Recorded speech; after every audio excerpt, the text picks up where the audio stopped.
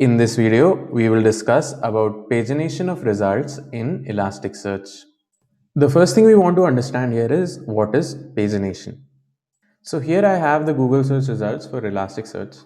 At the bottom we can see that although Google returns us a lot of results, all of those results are divided into a set of pages. So this is what is called pagination, and we will be seeing how to implement such pagination in Elasticsearch. To demonstrate pagination in Elasticsearch, we'll head back over to Kibana console and we'll index the set of 13 documents. Our documents are indexed, and I have a match query here where the job description term matches the term developer. Okay, so we get a total of 9 results, and you can see that they are sorted according to the relevance score. Here I see at the starting 0.404, and then the scores goes on decreasing to about 2866.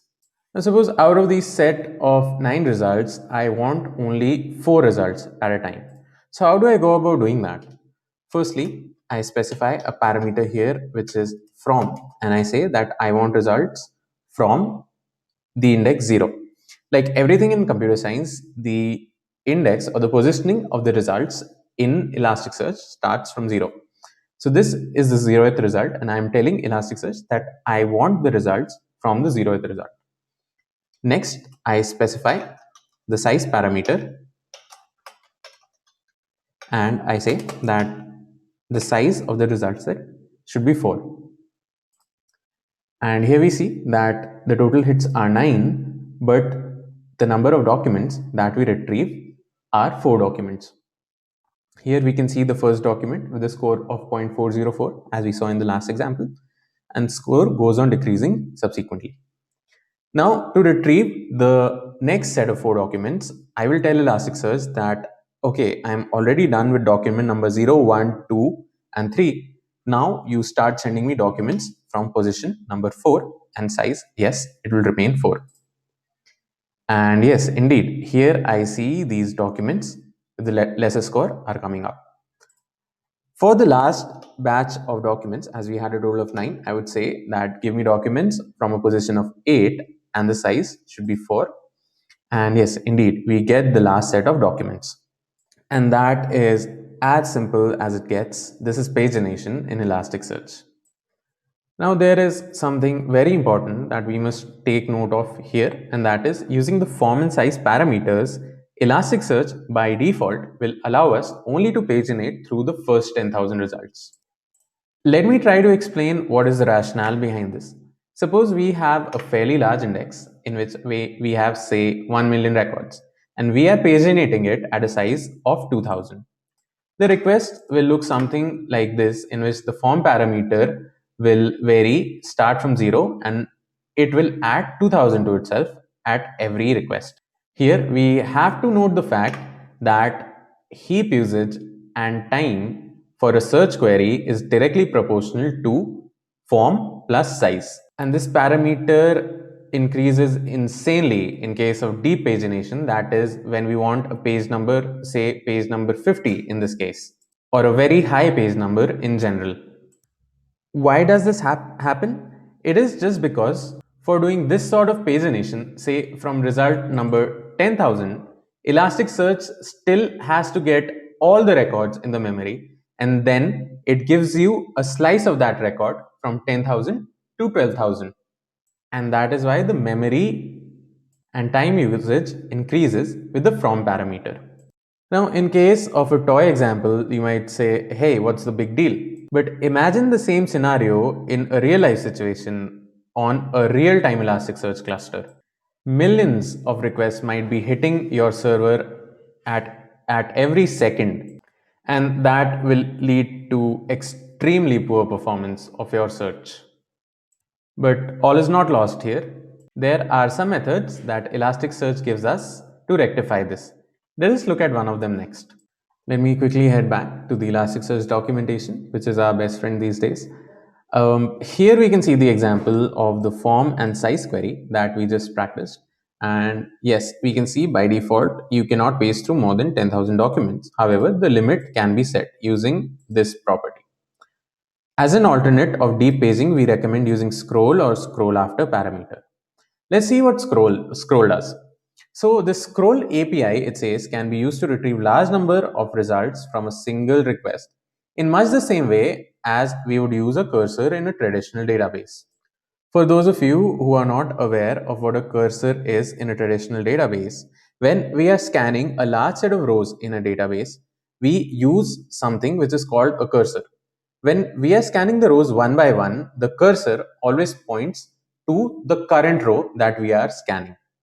In the same way, we will be having a kind of a cursor-like arrangement in the scroll API, which will help us paginate through our results. If I scroll down, I can see an example over here which says that the initial search request should specify a scroll parameter in the query string, which tells Elastic how long to keep the search context alive. Here we can see the search request in which we are specifying that this is a scroll request and we want the scroll context to be alive for 1 minute in this case. In the contents of the query, we say what size of pagination do we want and what do we want to match. And down below, we can see that the result from the query will have a scroll ID which should be passed to the scroll API in order to retrieve the next batch of results. Here we can see the scroll ID. So we have read through the documentation. Now it's time to try it ourselves. Let's head back to Kibana. And here I'll simply copy this pagination request. We don't need form over here. And I'll say that the scroll for this would be for 1 minute. I send this request and yes, indeed, I get a scroll ID right here. Let us see what hits we get, and we get the first 4 hits as expected. To get the next set of requests, what do I have to do is that I have to say get and then I have to specify underscore search and scroll. Then I again tell Elastic that for how long do I want the context to be active post this request. So we created the first context and asked Elasticsearch to keep it alive for 1 minute, and next time when Elastic will get this request, we are specifying that, hey Elastic, now refresh the context and keep it alive for a minute longer. Next, we specify the scroll ID, and what we'll do here is simply just copy this ID. And I missed the equal to signs at the end. And yes, I send this request, and what I get here is our next set of 4 results as expected. Let me just quickly send this request one more time, and yes, indeed, we get the last set of our results. What happens when I send it again? Okay, all our results are exhausted, and now we don't get any more results. So I think so it's a pretty cool concept that Elasticsearch is maintaining, say, client-wise context at the backend and providing us with this ID using which we can get the next page in our search results. Let me now quickly head back to the same documentation page of Elasticsearch. Here I come to the section of search after, which talks about certain caveats of the scroll API that we just saw. It says that scroll contexts are costly and it is not recommended to use it for real-time user requests. Again, a toy example, well and good, but imagine a real-time situation where every second millions of requests are hitting your server. In such a case, for each of the client who is looking for a paginated result, Elasticsearch has to store the scroll context for each and every one of them in the backend, which can again blow up and get out of hand fairly quickly and can adversely affect performance. The solution that they are giving is the search after parameter, which circumvents this problem by providing a live cursor. So it says that the idea is to use the results from the previous page to help the retrieval on the next page. So the things that will get added over here is the sort section, which we'll talk about again in one of our later videos. But for now, just understand that this sorts our documents on the basis of a certain field. In this case, it is the timestamp, and they are breaking the tie by the ID field. And then we will use the search after parameter to get the next page of our results. I'll copy this and try to implement it, change it and implement it for my case.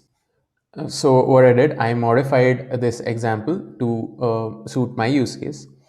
I specified my index as user, a search query, a pagination size of 4. The job description should match the text developer. And I'm sorting on the field salary, and order should be ascending. Don't worry about the sort part, we'll be covering it in a later video. If I hit send over here, I see that yes, we have a total of 9 hits, and in this one we have 4 documents.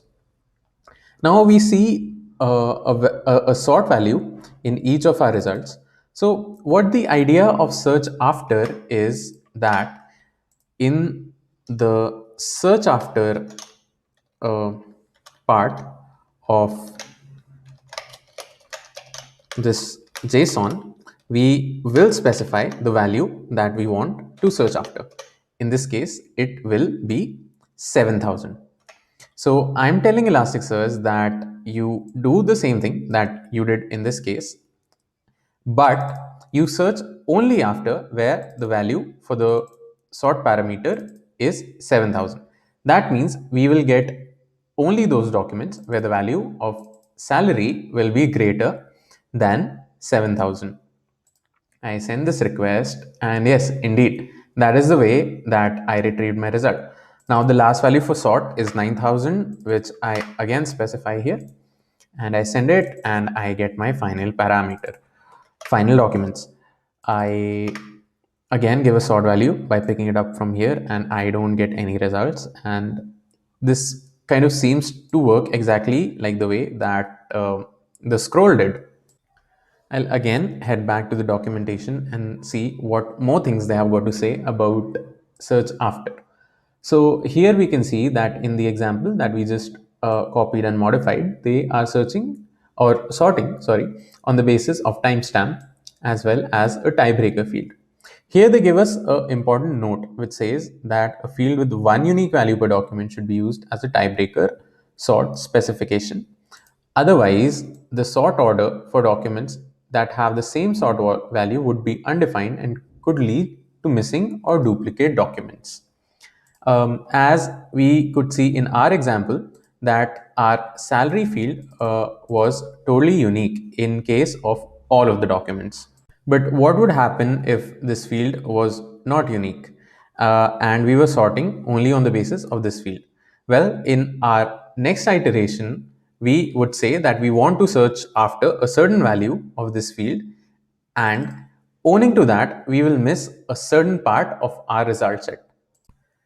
Let us go back, and here it says that search after is not a solution to jump freely to a random page, but rather to scroll many queries in parallel. It is similar to the scroll API, but search after is stateless. The search after parameter does not maintain state on the server side, and hence it does not put the extra load on the server which the scroll context was putting. And I think so we have covered pagination in great depth, and I'd like to stop here. If you like the content of this video and if you found it helpful, please do click the like button below. And if you find the content of my channel helpful, please click subscribe. You can also hit the bell icon to never miss any new updates. And like always, thanks a lot for watching.